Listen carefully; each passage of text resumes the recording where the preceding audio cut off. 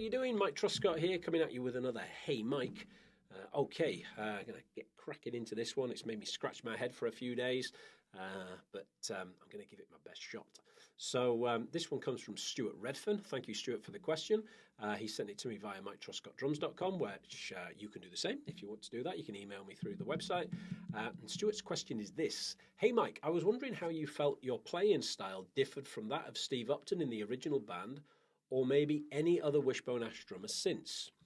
So, the way I'm going to go about trying to answer this is I'm basically going to tell you what I was trying to achieve when I joined the band and kind of how I went about that. And I think in some ways that'll hopefully kind of address the playing style thing. So, so when I joined the band, I wanted to try and capture the essence and vibe of classic Wishbone Ash. So really, you're kind of looking at the 1970s, obviously. Okay, that's what I was trying to capture. In the same way that I believe that's exactly what Mark did when he joined the band in 2017. Mark had grown up with Wishbone Ash running through his veins, and when he joined the band in 2017, it sounded very familiar. It sounded like those early recordings, both live and studio.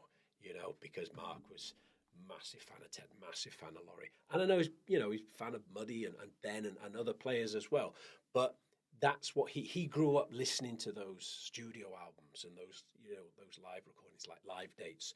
And so Mark joined the band, and to me, you really heard that.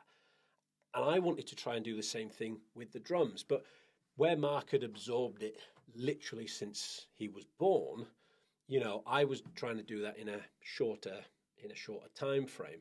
Now, I was a fan of the band before I joined the band, but not for the period like Mark had. So it was a bit different for me. Now, I had already listened to the band. I'd been to see the band with Joe playing, and so I was already familiar with the music.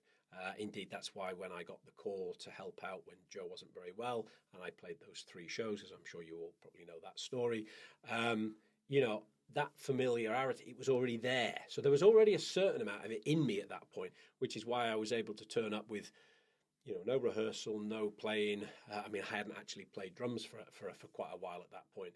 And I just turned up, we did a quick sound check, and I played 3 shows with the band because I'd already internalized a lot of it. It was already there just through listening, just through driving the car, having the music on while I'm washing the car, having the music on while I'm doing the dishes, that kind of thing. But when I found out I was going to join the band, that kind of got taken up a level, and I really, had the music playing all the time, all the studio albums, lots of live albums, researching things on YouTube. Let's get the vibe of Steve. Let's get the vibe. How's it going? What does it sound like? And during that time, you notice that Steve played King Will Come one way in 1972. And then there'll be a different version of it in 1975. And then in 1989, if you go into like Live in Bristol, it sounds different again. So, of course, so he's evolving as well. So you can't it's difficult because his style changed. So to compare it completely like for like is very difficult, but you get the idea. So I was trying to capture that classic 1970s Wishbone.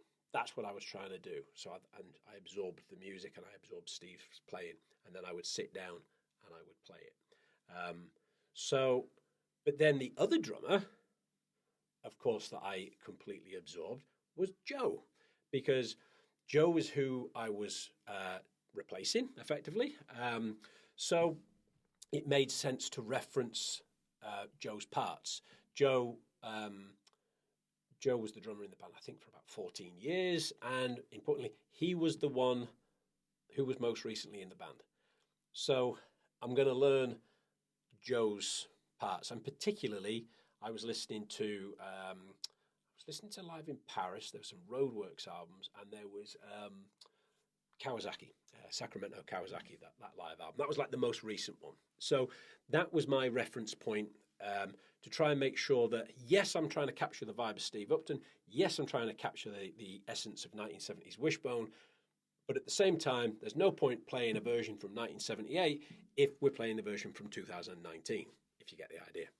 And so I also was listening to a lot of Joe. And so I started to absorb Joe's parts and Joe's vibe. You know, was I playing Joe's parts exactly the same? No. There were sometimes I'd listen to Joe and I'd be like, bloody hell, Joe, how do you do that? You know, and that's what makes it great. You know, it's because we are all different. So there are basically there are similarities between me and Joe, and there are similarities between me and Steve, but ultimately there are differences.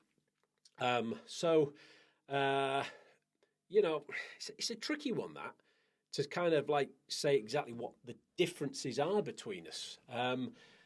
I mean, what I will say is, I'll kind of finish off with this.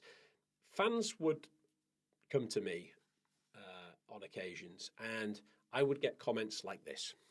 Oh, Mike, you know, really enjoyed the show.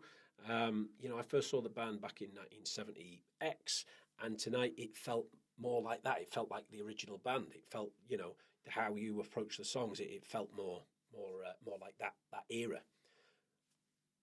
Mission accomplished, right? Yes, that's what I was trying to do. I wanted it to, like, yes, it's me. Yes, it's Mike Truscott, but has it paid enough, like, homage, respect, you know, whatever you want to call it? Have I captured that?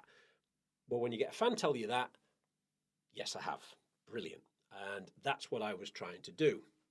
But in the same way, there was elements of I was doing that with Joe as well, because there were certainly fills that I was playing that were like, they were Joe's fills. You know, they weren't Steve fills, they were Joe fills. So it wasn't like everything was, you know, all about Steve. It was very much about Joe as well, because Joe was in the band for, like I said, he was best part of 14 years. So to me, it always makes sense to reference the guy that was just in the band. You know, you've got to do that. You got to listen to that guy, because that's going to give you the reference that's most up to date, effectively. Unless you're told, no, we do this version, or you're best listening to this version from this show. You know, that kind of makes sense. So, but stylistically, again, if I give you like a fan kind of comment, people would often say to me, oh yeah, I really enjoyed the show. I enjoyed your playing, and I really enjoyed Joe's playing. But Joe was more technical than you. You seem to be, you know, kind of a bit more straightforward, a bit more like rock orientated. You know, that it was that kind of comment. And I completely understood what they meant, because I saw Joe play live plenty of times, and I would stand there sometimes and I'd be like, wow, you know? So because Joe evolved over time, and I'm sure he was playing parts differently in 2015 to 2019 or 2010, because he evolved, he was changing things all the time. But because of the essence I was trying to go for, I kind of referenced probably Steve more stylistically than I did Joe.